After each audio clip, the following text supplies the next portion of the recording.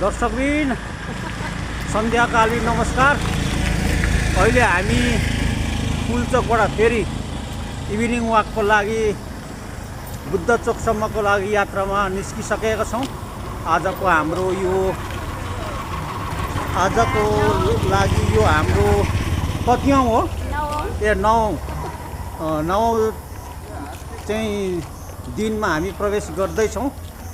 अब अरू अगाडि यहाँहरू सामु हामी देखाउँदै जानेछौँ।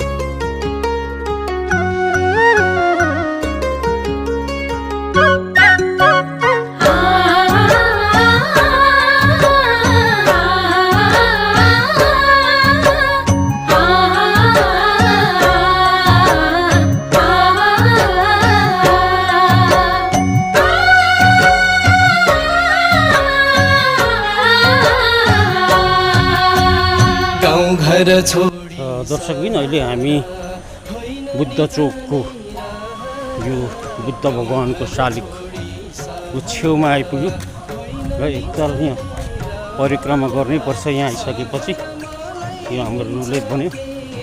ठ्याक्क परिक्रमा गरेर चाहिँ अलिकति मासतिर गएर तल झर्ने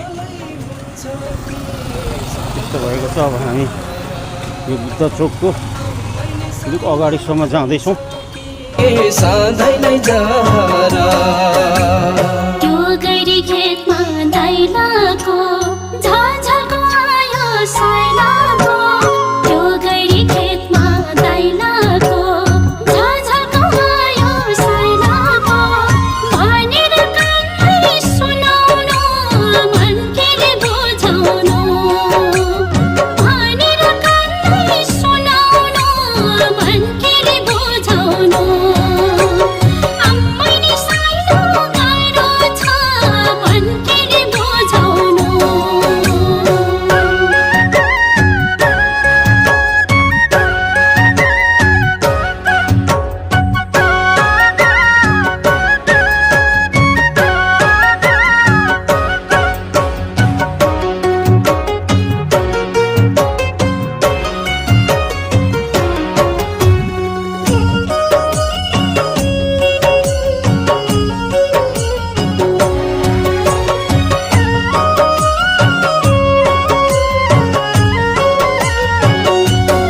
के कस्तो हुँदैछ यो हिँडाइले? यसबारे अलिकति चर्चा परिचर्चा गरौँ त।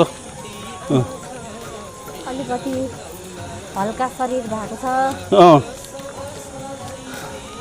गएपछि मिठो निद्रा आउँछ, भुक्कै छुट्यो।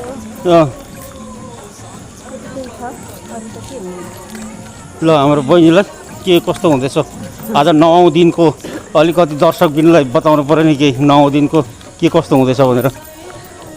अलिकति फ्रेस फिल, अलिकति हल्का होइन, अनि त्यसपछि एउटा बानी पनि भएछ। अब त जाउँ जस्तो लाग्नु थाल्यो। खाना खाएपछि जाउँ नै लाग्छ, नबसिकन भएछ जाउँ नै लाग्छ। हल्का रमाइलो लाग्छ।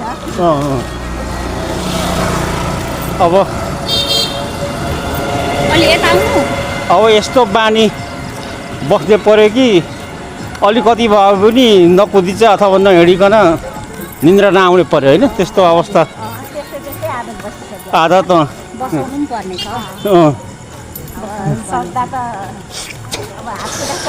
चलिन्जेल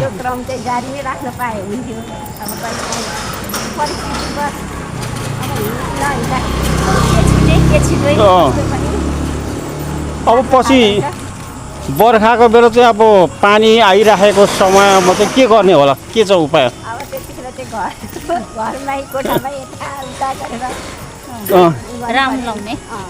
राउन्ड लाउने। त्योभन्दा पनि बेस्ट उपाय भनेको जुम्बा डान्समा डान्स गर्ने।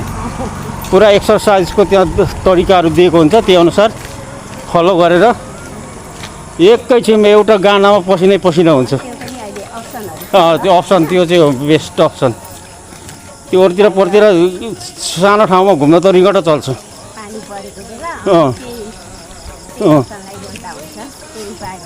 त्यही उपाय गर्ने हो। त्यो भएदेखि यो इभिनिङ वाकले राम्रै प्रभाव पार्दछ।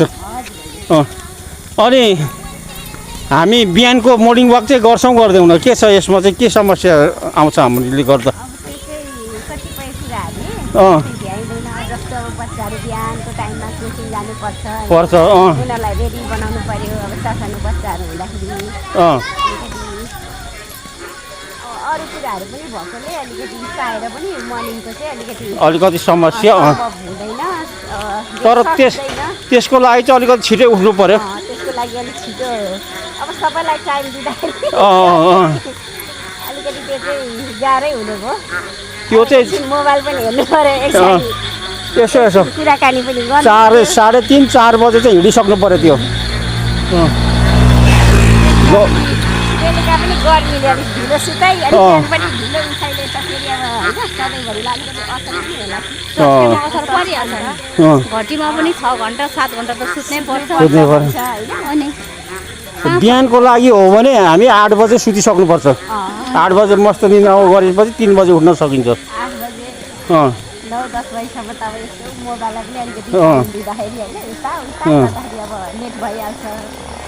अब सबैले फेरि बिहान उठ्नु पर्दा त अलिकति फेरि अर्को समस्या पनि निम्तिन सक्छ। अब त्यो चाहिँ अब अलिकति ब्यालेन्स मिलाउनु मेन्टेन गर्नु अलिकति गाह्रो नै हुने। बेलुका अब 10-11 बजे सुतिन्छ अनि कहाँ 4 बजे उठ्न सकिन्छ त मरिहालिन्छ। भनेपछि मर्निङ वाक गर्नु नसक्ने कारण चाहिँ यही हो। यही हो 6 बजे होइन म 5 बजे चाहिँ उठ्छु जहिले पनि। 5 बजे उठेर भ्याइँदैन, टाइम पुग्दैन। दर्शकबिन यो समय अलिकति मर्निङको चाहिँ अनुकूल नभएकोले प्रतिकूल भएकोले अहिले इभिनिङ वाकको लागि चाहिँ हाम्रो लागि अनुकूल भएको अहिले यहाँहरूबाट सुन्नुभयो। तपाईँलाई कुन टाइम सुइटेबल हुन्छ त्यो टाइम मर्निङ गरे पनि इभिनिङ गरे पनि त्यो तपाईँको खुसीको कुरा हो। हाम्रो भाइ बहिनीको पनि किन्नु भएन डेली हो सधैँ। हिजो पनि तल भेटाएको थिएँ चिन्नै भएन। र यहाँ इभिनिङ वाक गर्नेको टाइम हुने होइन सबैको टाइम हुने भयो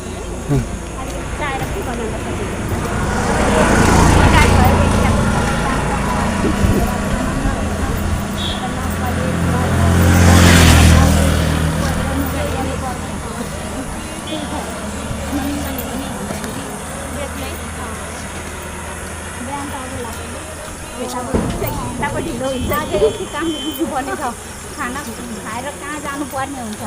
छोराछोरीलाई त ढिलो पो हुने हो कि होइन चाहनु हो भने बिहान पनि गर्न सकिन्छ, त्यति ऊ चाहिँ छैन। सकिन्छ होइन अलिक छिटो उठेर अब जस्तै 4 बजे उठेर आधी घन्टा कुद्दा पनि त भयो नि त 4:30 मा त यताउति गर्दा भइहाल्छ।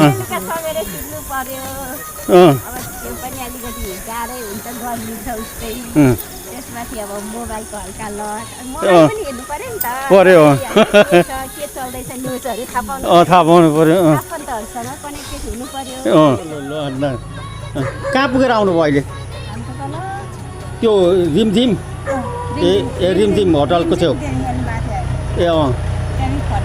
फर्किनु भयो। ल यहाँ बहिनी चाहिँ सँगै गएर आएको। के पो बहिनीको नाम त? कुमारी। अनि कति दिन भयो गरेको के अरे वाकिङ गरेको इभिनिङ? 2-3 दिन हुँदैछ। 2-3 महिना। यसले के स्वास्थ्यमा राम्रै गर्दैछ? के हुँदो रहेछ आफूले भोगेको आफूले जानेको? केको लागि छैन के को लागि चाहिँ आफ्नो खुट्टाहरूको उयो गर्नु लागि। खुट्टा दुख्दै थियो अनि त्यो एक्सर्साइजले अलिक ठिक भयो? गर्दैछु म। अलिक ठिक हुँदैछ? अनि हाम्रो मनिता बहिनीलाई चाहिँ के हुँदैछ? राम्रै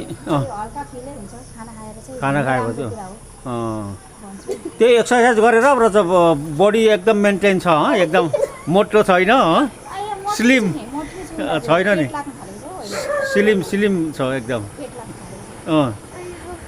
अब अझै के पेट लाग्यो घटाउने हो त लो इभिनिङ वाकको बारे केही जानकारी दिएको धन्यवाद है यहाँहरूलाई दर्शकबिन अहिले हामी बुद्ध चोकसम्मको यात्रा तय गरेर आइसकेका छौँ र आजको हामीले जुन बुद्ध चोकसम्मको जुन यात्रा थियो अथवा इभिनिङ डेको 9औं दिन थियो त्यो हामीले पुरा गरिसकेका छौँ। अब हामी फेरि यहाँहरू सामु 10औं दिनको दिन यहाँहरूलाई भेट्नेछौँ। तबसम्मको लागि गुड नाइट।